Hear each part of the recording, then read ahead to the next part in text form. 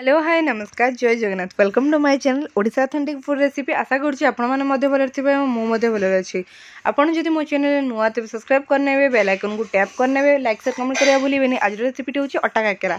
तो चलतु रेसिपी आड़ को ये 2 कप अटा एवं गोटे चामच घी देकी खास्ता बनई भल भाव भाजी नहीं गोटे छोट डेक्ची 1 कप गुड़ को नहीं भल भाव पानी दे मिसई नहीं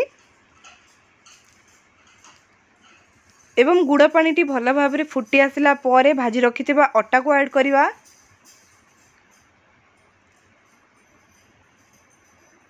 और यही सब को गोटे अध घंटा आम भल भाव सिझापी छाड़देवा।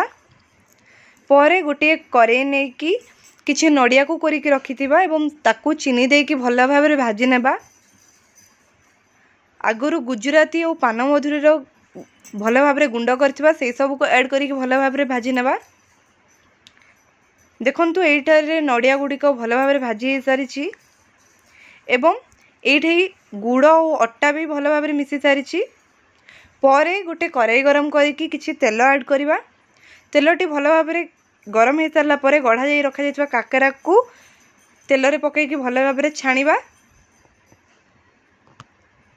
देखंतु एठी हमर प्रस्तुत हो सारी गरम गरम अटा काकेरा। रोची नमस्कार देखा आउ एक न्यू रेसिपी सह।